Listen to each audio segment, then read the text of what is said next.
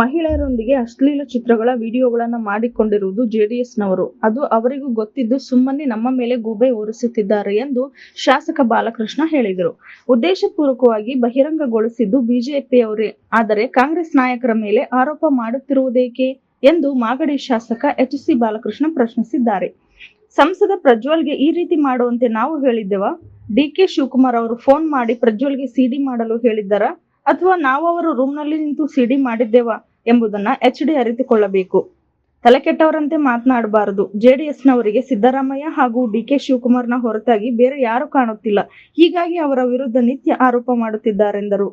ಒಕ್ಕಲಿಗರ ನಾಯಕತ್ವಕ್ಕಾಗಿ ಕುಮಾರಸ್ವಾಮಿ ಸುಳ್ಳು ಆರೋಪ ಮಾಡುತ್ತಿದ್ದಾರೆ ಎಂಬ ಪ್ರಶ್ನೆಗೆ ಪ್ರತಿಕ್ರಿಯಿಸಿದ ಅವರು, ಒಕ್ಕಲಿಗರ ನಾಯಕತ್ವ ಈ ಹಿಂದೆ ಜನತಾದಳದಲ್ಲಿತ್ತು. ಈಗ ಅದು ಛಿದ್ರವಾಗಿದೆ. ಎಲ್ಲಾ ಪಕ್ಷದಲ್ಲೂ ಒಕ್ಕಲಿಗರು ಗುರುತಿಸಿಕೊಳ್ಳುತ್ತಿದ್ದಾರೆ. ಒಕ್ಕಲಿಗರ ನಾಯಕತ್ವ ಕಾಂಗ್ರೆಸ್ ಪಕ್ಷದಲ್ಲಿದೆ. ಜೆಡಿಎಸ್ನವರು ಒಕ್ಕಲಿಗರ ನಾಯಕತ್ವವನ್ನ ಮೋದಿ ಪಾದಕ್ಕೆ ಅಡವಿಟ್ಟಿದ್ದಾರೆ ಎಂದು ಆರೋಪಿಸಿದರು. ಮಾಜಿ ಸಂಸದ ಶಿವರಾಮೇಗೌಡ ಅವರ ಹೇಳಿಕೆಯಲ್ಲಿ ತಪ್ಪು ಇದ್ದರೆ ಅವರಿಗೆ ಶಿಕ್ಷೆಯಾಗಲಿ. ಆದರೆ ಡಿ.ಕೆ. ಶಿವಕುಮಾರ್ ಅವರ ಹೆಸರನ್ನ ಯಾಕೆ ಎಲ್ಲ ಕಡೆ ಪ್ರಸ್ತಾಪ ಮಾಡಲಾಗುತ್ತದೆ? ನಮಗೂ ಎಲ್ಲರ ಭಾವಚಿತ್ರ ದಹಿಸಿ ಪ್ರತಿಭಟನೆ ಮಾಡೋದು ಗೊತ್ತಿದೆ ಎಂದು ಜೆಡಿಎಸ್ ವಿರುದ್ಧ ವಾಗ್ದಾಳಿ ನಡೆಸಿದರು. ವಿರೋಧ ಪಕ್ಷಗಳು ಏನಾದರೂ ಹೇಳಲಿ, ನಮ್ಮ ಸರ್ಕಾರ ಮಾತ್ರ ಬಡವರ ಪರವಾಗಿ ಕೆಲಸ ಮಾಡುತ್ತಿದೆ. 5 ಗ್ಯಾರಂಟಿ ಯೋಜನೆಗಳನ್ನು ಜಾರಿ ಮಾಡಿದ್ದೇವೆ. ಅಭಿವೃದ್ಧಿ ಕೆಲಸವನ್ನು ಮಾಡುತ್ತೇವೆ ಎಂದು ಹೇಳಿದರು. ಕಲ್ಯಾಣ ಕರ್ನಾಟಕ ನ್ಯೂಸ್ ಬ್ಯೂರೋ. ನಮ್ಮ ನೋವು ಅರ್ಥ ಆಯ್ತದ ನಿಮ್ಗೆ? ಡಿ.ಕೆ. ಶಿವಕುಮಾರ್ ಅವರೇ, ಡಿ.ಕೆ. ಶಿವಕುಮಾರ್ ಮಾಡೋದು ಅದು. ಶಿವರಾಮೇಗೌಡರು ಅವ್ರು ಯಾರೋ ಮಾತಾಡ್ಕೊಂಡು ಅವ್ರವ್ರ ತೇವಲ್ಗೆ ಏನೋ ಮಾಡ್ಕೊಂಡ್ರದಕ್ಕೆ ಡಿ.ಕೆ. ಶಿವಕುಮಾರ್ ಹೆಸರು ಯಾಕೆ ಹೇಳ್ತೀರಾ ನೀವು? ನಾವು ನೋಡ್ತಾ ಇದೀವಿ.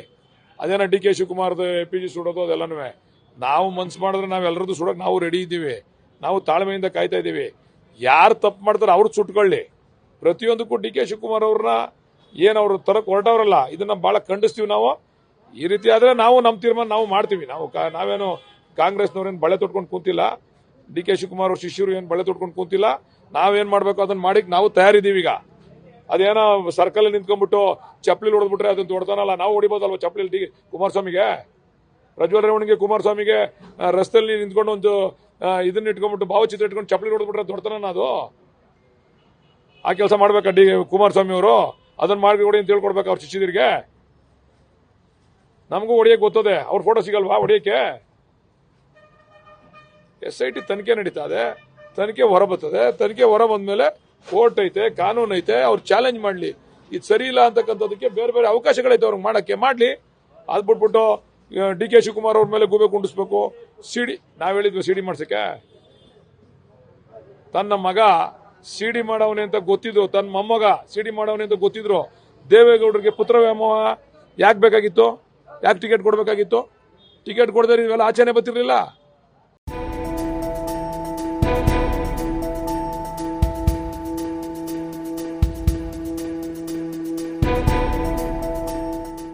ಮೈಸೂರಿನ ಯರಗನಹಳ್ಳಿಯಲ್ಲಿ ಅನಿಲ ಸೋರಿಕೆಯಿಂದ ಸಂಭವಿಸಿದ ಅನಾಹುತದಲ್ಲಿ ಇಡೀ ಕುಟುಂಬ ಮೃತಪಟ್ಟರ ಮನೆಗೆ ಮುಖ್ಯಮಂತ್ರಿ ಸಿದ್ದರಾಮಯ್ಯನವರು ಭೇಟಿ ನೀಡಿ ಪರಿಶೀಲನೆ ನಡೆಸಿದರು. ಅನಿಲ ಸೋರಿಕೆಯಿಂದ ಕುಟುಂಬದ ಎಲ್ಲಾ ಸದಸ್ಯರು ಸಾವನ್ನಪ್ಪಿದ್ದರು. ಸುದ್ದಿ ತಿಳಿದ ತಕ್ಷಣ ಮುಖ್ಯಮಂತ್ರಿ ಸಿದ್ದರಾಮಯ್ಯನವರು ಮೈಸೂರಿನ ಯರಗನಹಳ್ಳಿ ಗ್ರಾಮಕ್ಕೆ ಭೇಟಿ ನೀಡಿ ಮೃತರ ಸಂಬಂಧಿಕರಿಗೆ ಸಾಂತ್ವನ ಹೇಳಿ ಮೃತ ಕುಟುಂಬಕ್ಕೆ ಸಂತಾಪ ಸಲ್ಲಿಸಿದರು.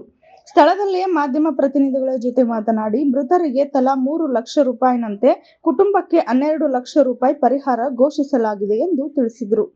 ಕಲ್ಯಾಣ ಕರ್ನಾಟಕ ನ್ಯೂಸ್ ಬ್ಯೂರೋ.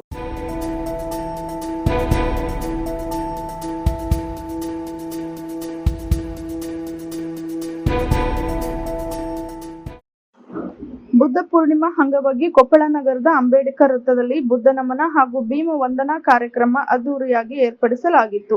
ಏಷ್ಯಾದ ಬೆಳಕು ವಿಶ್ವಶಾಂತಿಯ ಹರಿಕಾರ ಗೌತಮ ಬುದ್ಧನ ಜಯಂತಿಯ ನಿಮಿತ್ತ ಬುದ್ಧನ ಮೂರ್ತಿಗೆ ಪುಷ್ಪ ನಮನ ಸಲ್ಲಿಸಿ ದಲಿತ ಮುಖಂಡ ಕೃಷ್ಣ ಇಟ್ಟಂಗಿ ಮಾತನಾಡಿ, ಬುದ್ಧನ ತತ್ವಗಳು ನಮ್ಮ ಜೀವನದ ನಿಜ ಮಾರ್ಗಗಳು. ಏಷ್ಯಾದ ಬೆಳಕು ಗೌತಮ ಬುದ್ಧರು ತಮ್ಮ ಜೀವನದುದ್ದಕ್ಕೂ ಶಾಂತಿ, ಅಹಿಂಸೆ ತತ್ವಗಳನ್ನ ರೂಢಿಸಿಕೊಂಡು ಜಗತ್ತಿಗೆ ಅಹಿಂಸಾ ಮಾರ್ಗವನ್ನ ಬೋಧಿಸಿ ಜಗತ್ತಿಗೆ ಆದರ್ಶಪ್ರಾಯರಾಗಿದ್ದಾರೆ ಎಂದು ಹೇಳಿದರು. ನಂತರ ಯುವ ದಲಿತ ಮುಖಂಡ ರಾಘು ಚಕ್ರವರ್ತಿ ಮಾತನಾಡಿ, ಪ್ರತಿ ವರ್ಷ ಬುದ್ಧ ಪೂರ್ಣಿಮೆಯ ದಿವಸದಂದು ಕೊಪ್ಪಳ ನಗರದಲ್ಲಿ ನಡೆದುಕೊಂಡು ಬಂದಿದ್ದು ಬುದ್ಧನ ತತ್ವ ಆಚರಣೆಗಳನ್ನು ಆದರ್ಶಗಳನ್ನ ರೂಢಿಸಿಕೊಂಡು ಬುದ್ಧನು ಹಾಕಿಕೊಟ್ಟ ಮಾರ್ಗದಲ್ಲಿ ನಾವೆಲ್ಲರೂ ನಡೆಯಬೇಕಿದೆ ಎಂದರು. ನಂತರ 2,000 ಜನರಿಗೆ ಅನ್ನ ಸಂತರ್ಪಣೆ ಕಾರ್ಯಕ್ರಮವನ್ನು ನಡೆಸಲಾಯಿತು. ಲಿಂಗರಾಜ್ ದೊಡ್ಡಮನಿ, ಕಲ್ಯಾಣ ಕರ್ನಾಟಕ ನ್ಯೂಸ್ ಬ್ಯೂರೋ, ಕೊಪ್ಪಳ. ಗೌತಮ್ ಬುದ್ಧ ಅವರ 2568ನೇ ಜನ್ಮ ದಿನೋತ್ಸವ. ನಾವೆಲ್ಲ ಇಂದು ದೇಶ ಗೌತಮ್ ಬುದ್ಧರವರ ತತ್ವ ಆಧಾರದ ಮೇಲೆ ನಡೆದಿತ್ತು. ಒಂದು ಶಾಂತಿಯುತವಾದಂಥ ವಾತಾವರಣ ದೇಶದಲ್ಲಿ ನಿರ್ಮಾಣ ಆಗಿತ್ತು. ಯಾವ ಥರ ಬುದ್ಧರವರು ತಮ್ಮ ಒಂದು ಜೀವಿತಾವಧಿಯಲ್ಲಿ ಶಾಂತಿಗಾಗಿ ಹೋರಾಟ ಮಾಡಿ ಶಾಂತಿ ನೆಲೆಸಲಿಕ್ಕೆ ಶ್ರಮವಹಿಸಿರುತ್ತ ಆ ಒಂದು ನೆಲೆಯಲ್ಲಿ ಗೌತಮ್ ಬುದ್ಧರವರ ಒಂದು ಆದರ್ಶ ಅವುಗಳನ್ನೆಲ್ಲ ನಾವು ಪಾಲನೆ ಮಾಡಬೇಕಂತ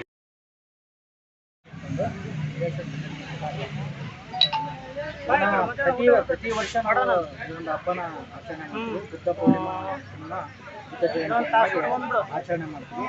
ಸರಿ ಸುಮಾರು ಪ್ರತಿ ವರ್ಷ ಏನೇನಂದ್ರು 1000-1500 ಜನರು ನಾವು ಕೂಡಿ ಇದನ್ನು ಕಾರ್ಯಕ್ರಮ ಮಾಡ್ತೀವಿ. ಪ್ರತಿ ವರ್ಷವೂ ಅನ್ನ ಸಂತರ್ಪಣೆ ಕಾರ್ಯಕ್ರಮ ಆಗುತ್ತೆ. ಈ ಸಲನೂ ಕೂಡ ಒಂದು ಹೋದ ವರ್ಷ ಹೆಚ್ಚಿನ ಸಂಖ್ಯೆಯಲ್ಲಿ ಮಹಾರಾಷ್ಟ್ರದ ನಾಗ್ಪುರಗೆ ಹೋದಾಗ ಹೆಚ್ಚಿನ ಸಂಖ್ಯೆಯಲ್ಲಿ ನಾವು ಕರ್ನಾಟಕ ಜನ ಬೌದ್ಧ ಧರ್ಮವನ್ನು ಸ್ವೀಕಾರ ಮಾಡಿ ಈ ಸಲ ಅದಕ್ಕಿಂತ ಹೆಚ್ಚಿನ ಜನಸಂಖ್ಯೆ ಹೊಂದಿ ಈ ಕಾರ್ಯಕ್ರಮವನ್ನು ಇನ್ನೂ ನಾವು ಯಶಸ್ವಿಗೊಳಿಸ್ತಾ ಇದ್ದೀವಿ. ಮತ್ತು ಈಗ ಪ್ರತಿ ವರ್ಷದಂತೆ ಈ ವರ್ಷವೂ ಕೂಡ ಒಂದು 2000 ಜನಕ್ಕೆ ಅನ್ನ ಸಂತರ್ಪಣೆ ಮಾಡಬೇಕಂತಂದು ಈ ಒಂದು ಕಾರ್ಯಕ್ರಮ ನಾವು ಮಾಡಿದ್ದೀವಿ. ಈ ಸಲ ಪ್ರತಿ ವರ್ಷಕ್ಕಿಂತ ಈ ವರ್ಷ ತುಂಬ ಜನ ಈ ಕಾರ್ಯಕ್ರಮಕ್ಕೊಂದು ಬೆಂಬಲ ನೀಡ್ಯಾರ. ನಾವು ಈ ಕಾರ್ಯಕ್ರಮನ ಪ್ರತಿ ವರ್ಷ ನಮ್ಮ ಹಿರಿಯರು ಮಾಡ್ಕೊಂಡು ಬರ್ತಿದ್ವಿ. ಈ ಸಾರಿ ನಾವು ಮತ್ತು ಬೌದ್ಧ ಧರ್ಮವನ್ನು ಸ್ವೀಕಾರ ಮಾಡಿ ನಾವು ಈ ಸ್ವಲ್ಪ ಹೆಚ್ಚಿನ ಪ್ರಮಾಣದಲ್ಲಿ ಈ ಕಾರ್ಯಕ್ರಮನ ಯಶಸ್ವಿಗೊಳಿಸಿದ್ವಿ.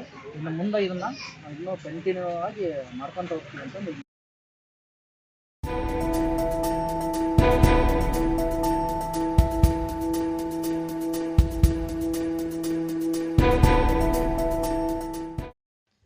ಪ್ರಪ್ರಥಮ ಜಗದ್ಗುರುಗಳಾದ ಶ್ರೀ ಬಸವ ಜಯ ಮೃತ್ಯುಂಜಯ ಮಹಾಸ್ವಾಮಿಗಳ ಲಿಂಗಾಯತ ಪಂಚಮಸಾಲಿ ಜಗದ್ಗುರು ಮಹಾಪೀಠ ಧರ್ಮಕ್ಷೇತ್ರ ಕೂಡಲ ಸಂಗಮ ಇವರ ನೇತೃತ್ವದಲ್ಲಿ ಅಖಿಲ ಭಾರತ ಲಿಂಗಾಯತ ಪಂಚಮಸಾಲಿ ಮಹಾಸಭೆ ಹಾಗೂ ದೀಕ್ಷಾ ಕಾರ್ಯಕ್ರಮ ಮತ್ತು ಲಿಂಗಾಯತ ಮೀಸಲಾತಿ ಚಳುವಳಿ ಸಮಿತಿ ಧಾರವಾಡ ಇವರ ಆಶ್ರಯದಲ್ಲಿ ತಾಲೂಕಾ ವಿವಿಧ ಘಟಕಗಳ ಸಹಯೋಗದಲ್ಲಿ ಇಂದು ಉಳುವಿಯ ಪರಿಸರದಲ್ಲಿ ಪ್ರಥಮ ಬಾರಿಗೆ ರಾಜ್ಯ ಮಟ್ಟದ ಚಳುವಳಿಗಾರರ ಮತ್ತು ಪದಾಧಿಕಾರಿಗಳ ಸಂಕಲ್ಪ ಸಭೆಯನ್ನು ನಡೆಸಲಾಯಿತು.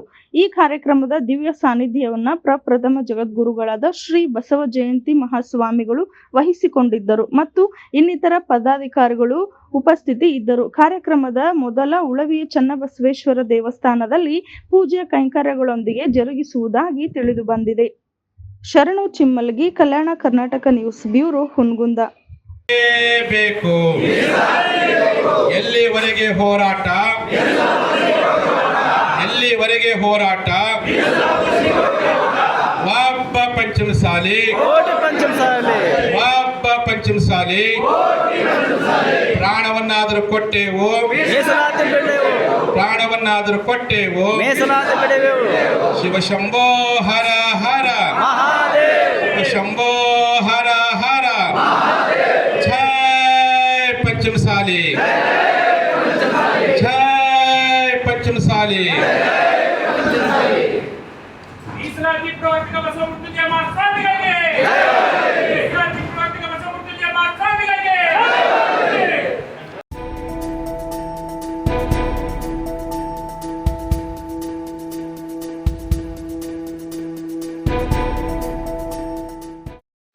ಕಾರಟಗಿ ಬ್ಲಾಕ್ ಕಾಂಗ್ರೆಸ್ NSUI ಸಮಿತಿ ಹಾಗೂ ರಾಜ್ಯ ಕಲ್ಯಾಣ ಕರ್ನಾಟಕ ವಿದ್ಯಾರ್ಥಿ ಒಕ್ಕೂಟ ಉಪಾಧ್ಯಕ್ಷರು ಕೆ ಲಿಂಗೇಶ್ ನಾಯಕ್ ಅವರು ಹುಟ್ಟುಹಬ್ಬದ ನಿಮಿತ್ತ ಗಂಗಾವತಿಯ ಸರ್ಕಾರಿ ಆಸ್ಪತ್ರೆಯಲ್ಲಿ ರೋಗಿಗಳಿಗೆ ಹಣ್ಣು, ಬ್ರೆಡ್ ಮತ್ತು ಹೆರಿಗೆ ಮಕ್ಕಳಿಗೆ ಬೇಬಿ ಕಿಟ್ ವಿತರಿಸಲಾಯಿತು ಹಾಗೂ ಆಸ್ಪತ್ರೆಯ ಎಲ್ಲಾ ಸಿಬ್ಬಂದಿ ವರ್ಗದವರಿಗೆ ಮಾಸ್ಕ್ ವಿತರಣೆ ಮಾಡಲಾಯಿತು. ಈ ಸಂದರ್ಭದಲ್ಲಿ ಅವರ ಎಲ್ಲ ಆತ್ಮೀಯ ಗೆಳೆಯರು ಹಾಗೂ ಸ್ನೇಹ ಬಳಗದವರು ಮತ್ತಿತರರು ಇದ್ದರು.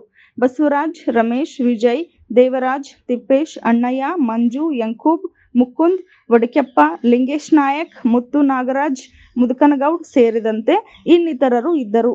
ಕಲ್ಯಾಣ ಕರ್ನಾಟಕ ನ್ಯೂಸ್ ಬ್ಯೂರೋ, ಕಾರಟಗಿ.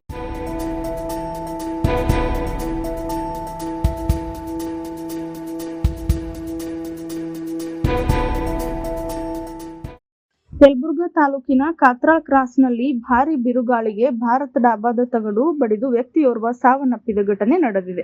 ಗಜೇಂದ್ರಗಡ ರೋಣ ರಸ್ತೆಯ ಮಧ್ಯದಲ್ಲಿ ಬರುವ ಯಲಬುರ್ಗಾ ತಾಲೂಕಿನ ಕಾತ್ರಾಳ್ ಕ್ರಾಸಿನ ಭಾರತ್ ಡಾಬಾದಲ್ಲಿ ಇಂದು ಮಳೆ ಗಾಳಿಯಿಂದ ರಕ್ಷಿಸಿಕೊಳ್ಳಲು ಸುಮಾರು 30ಕ್ಕೂ ಅಧಿಕ ಜನರು ಭಾರತ್ ಡಾಬಾದಲ್ಲಿ ಆಶ್ರಯ ಪಡೆದಿದ್ದರು. ಭಾರಿ ಮಳೆ ಗಾಳಿಯು ಬೀಸಿದ್ದರಿಂದ ಡಾಬಾದ ತಗಡಿನ ಸಂಪೂರ್ಣ ಮೇಲ್ಛಾವಣಿ ಹಾರಿ ಭಾರಿ ಅನಾಹುತ ಘಟನೆ ಜರುಗಿದೆ. ಸ್ಥಳದಲ್ಲಿಯೇ ಕಾರಿನಲ್ಲಿ ಆಶ್ರಯ ಪಡೆದಿದ್ದ ವ್ಯಕ್ತಿಯೋರ್ವನ ಮೇಲೆ ತಗಡಿನ ಅಂಗ್ಲರ್ ಬಿದ್ದು ಸರ್ಕಾರಿ ಆಸ್ಪತ್ರೆಯಲ್ಲಿ ಮೃತಪಟ್ಟಿದ್ದಾನೆ. ಮೃತ ವ್ಯಕ್ತಿ ಖಾದರ್ ಸಾಬ್ ಬಾವನ್ ಸಾಬ್, ವಯಸ್ಸು 55 ವರ್ಷ ಎಂದು ತಿಳಿದು ಬಂದಿದೆ. ಹಾಗೂ ಇನ್ನೋರ್ವನ ಕಾಲು ಕಟ್ಟು ಆಗಿದೆ. ಹಾಗೂ ಸುಮಾರು 20ಕ್ಕೂ ಅಧಿಕ ಜನರಿಗೆ ಸಣ್ಣ ಪುಟ್ಟ ಗಾಯಗಳು ಆಗಿವೆ. ಸ್ಥಳದಲ್ಲಿ ಯಲಬುರ್ಗಾ ಪೊಲೀಸ್ ಠಾಣೆಯ ಸಿಬ್ಬಂದಿಗಳು ಆಗಮಿಸಿದ್ದು ಪ್ರಕರಣ ದಾಖಲಿಸಿಕೊಂಡಿದ್ದಾರೆ. ಶ್ರೀಶಾಂತ್ ಗೌಡ ಮಾಲಿ ಪಾಟೀಲ್, ಕಲ್ಯಾಣ ಕರ್ನಾಟಕ ನ್ಯೂಸ್ ಬ್ಯೂರೋ, ಯಲಬುರ್ಗಾ.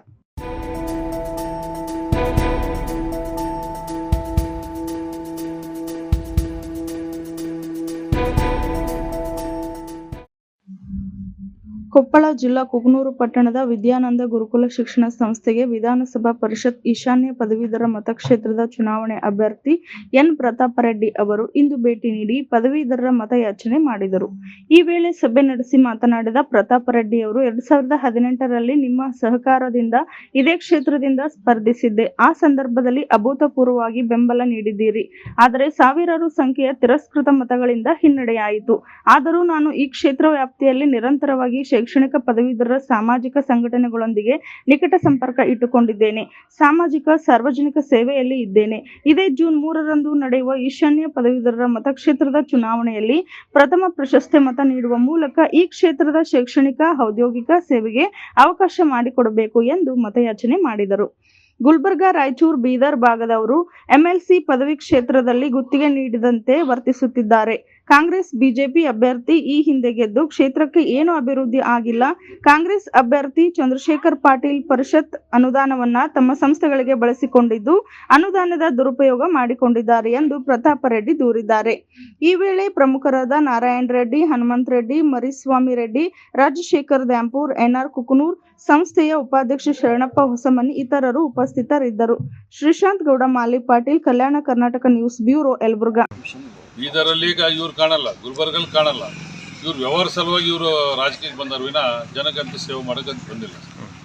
2018 ಕೂಡ ಹೇಳಿದ್ದಾರೆ ಸರ್, ಭಾಳ ದೊಡ್ಡ ಹೋರಾಟ ಮಾಡಿದ್ವಿ ನಾವು. ಅದಾದ್ಮೇಲೆ ಅವರು ಹೋರಾಟ ಹೆಂಗಿರ್ತದೆ ಚುನಾವಣೆ ಅಂತ ಗೊತ್ತಾಗಬೇಕಾಯ್ತು. ಇವತ್ತು ಕೂಡ ಅವರು ಎಲ್ಲಿ ಬರ್ತಾ ಇಲ್ಲ. ಬಿಜೆಪಿ ಆಯಿತು, ಕಾಂಗ್ರೆಸ್ ಆಯಿತು. ಈಗ ಜನ ಎಲ್ಲಿ ನೋಡಿದ್ರು ಕೂಡ ನಮಗೆ ಭಾಳ ಬೆಂಬಲ ವ್ಯಕ್ತ ಆಗ್ತಾ ಇದೆ. ಬಿಜೆಪಿನಲ್ಲಿರುವಂಥ ಕಾರ್ಯಕರ್ತರಿಗೆ ಭಾಳ ಅಸಂತೃಪ್ತಿ. ಇಂಥ ಅಭ್ಯರ್ಥಿ ಕೊಡ್ಲಿದ್ದಂಗೆ ಹೊಸ ಅಭ್ಯರ್ಥಿಗೆ ಯಾರು ಕೊಡ್ಬೇಕಾಯ್ತು ಅಂತೇಳಿ. ಕಾಂಗ್ರೆಸ್ಸಲ್ಲಿ ಕಾಂಗ್ರೆಸ್ ಅಭ್ಯರ್ಥಿ ಮೇಲೆ ಅಸಂತೃಪ್ತಿ. ಇವರು ಎಲ್ಲ ಶಾಸಕರು ಬೇಡ ಅಂತೇಳಿ ಇದು ಕೊಟ್ಟಿದ್ದಾರೆ ಅಂತೇಳಿ. ಸೊ ಎರಡೂ ಪಕ್ಷದಲ್ಲಿರುವಂಥ ಬೇಗುದಿ ಪ್ಲಸ್ ನಮ್ಮ ಕಾರ್ಯಕರ್ತರಂಥ ಹುಮ್ಮಸ್ಸು, ಜನರ ಸಾರ್ವಜನಿಕ ಇದರಲ್ಲಿ ಕೂಡ ಇಲ್ಲ ಪ್ರತಾಪ್ ರೆಡ್ಡಿ ಅವರು ಹೋದ ಸರ್ ಸ್ವಲ್ಪ ಸೋತಿದ್ದಾರೆ, ಈ ಸರ್ ಏನಾದರೂ ಮಾಡಿ ಅವ್ರನ್ನ ಕೈ ಹಿಡಿದು ಕೆಲಸ ಅಂತೇಳಿ ಒಂದು ಛಲದಿಂದ ನಾವು ಚುನಾವಣೆ ಮಾಡ್ಕೊತೀವಿ.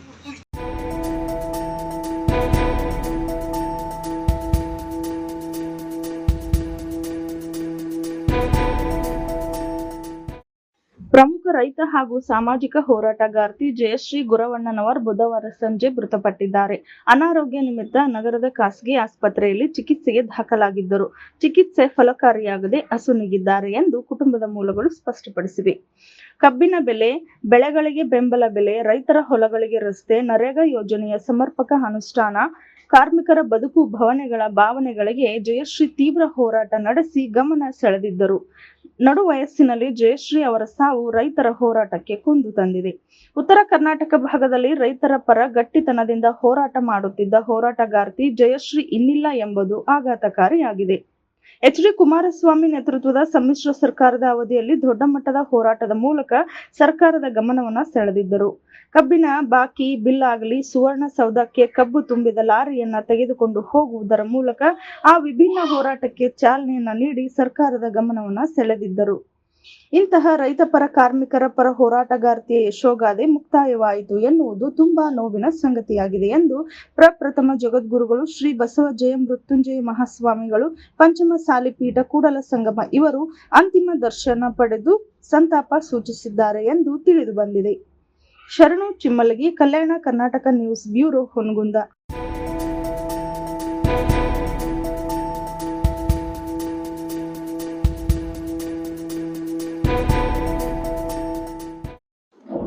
ಸ್ಕಿಡ್ ಆಗಿ ಬಿದ್ದು ಯುವಕನ ಗಂಭೀರ ಗಾಯಗೊಂಡು ಮೃತಪಟ್ಟ ಘಟನೆ ಹನುಮಸಾಗರ ಹನುಮನಾಳ್ ರಸ್ತೆಯಲ್ಲಿ ಜರುಗಿದೆ.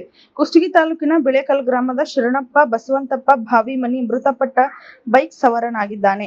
ಶರಣಪ್ಪ ಭಾವಿಮನಿ ತನ್ನ ಪತ್ನಿಯ ಗ್ರಾಮವಾದ ಮಣಸಗೇರಿ ಗ್ರಾಮಕ್ಕೆ ಬೈಕ್ ತೆಗೆದುಕೊಂಡು ಹೋಗುತ್ತಿದ್ದ ಸಂದರ್ಭದಲ್ಲಿ ಮನ್ನಾಳ್ ಕ್ರಾಸ್ ಹತ್ತಿರ ಬೈಕ್ ಸ್ಕಿಡ್ ಆಗಿ ಮೃತಪಟ್ಟಿದ್ದು, ಸ್ಥಳೀಯರ ಸಹಕಾರದಿಂದ ಹತ್ತಿರದ ಆಸ್ಪತ್ರೆಗೆ ಸಾಗಿಸುತ್ತಿದ್ದು ವ್ಯಕ್ತಿಯ ಅಪಘಾತ ಸ್ಥಳದಲ್ಲಿಯೇ ಮೃತಪಟ್ಟಿದ್ದಾನೆ ಎಂದು ತಿಳಿದು ಬಂದಿದೆ. ಹನುಮಸಾಗರ್ ಪೊಲೀಸ್ ಠಾಣೆಯಲ್ಲಿ ಪ್ರಕರಣ ದಾಖಲಾಗಿದೆ. ಶ್ರೀಶಾಂತ್ ಗೌಡ ಮಾಲಿ ಪಾಟೀಲ್, ಕಲ್ಯಾಣ ಕರ್ನಾಟಕ ನ್ಯೂಸ್ ಬ್ಯೂರೋ, ಯಲಬುರ್ಗಾ.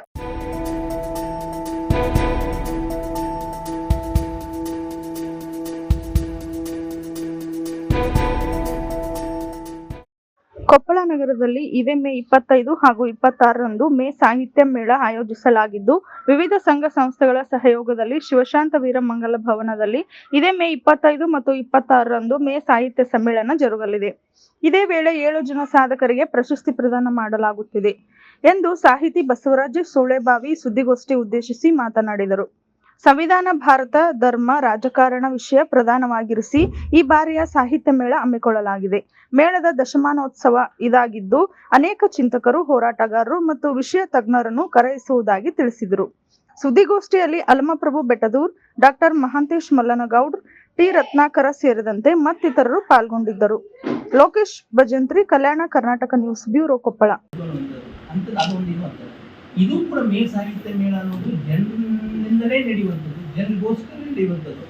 ಈ ಮೇ ಸಾಹಿತ್ಯ ಮೇಳದ ಲೆಕ್ಚರ್ ಏನಿದೆಯಲ್ಲ, ಸಾಮಾನ್ಯ ಜನರು ಎಲ್ಲರೂ ಕೂಡ ಸೇರಿಸಿ ಮಾಡುವಂಥದ್ದು. ಇದಕ್ಕೆ ಯಾವುದೇ ರೀತಿಯಾದಂಥ ರಾಜಕಾರಣಿಗಳ ಅನುದಾನ ಆಗಲಿ, ಸರ್ಕಾರದ ಅನುದಾನ ಆಗಲಿ, ಉದ್ಯಮಿಗಳ ಅನುದಾನ ಆಗಲಿ, ವ್ಯಕ್ತಿಗತವಾದಂಥ ಇವರಾಗಲಿ ನಾವು ಸಾಮಾನ್ಯ ಜನ ಇದಕ್ಕೆ ಕಳೆದ 10 ವರ್ಷದಿಂದ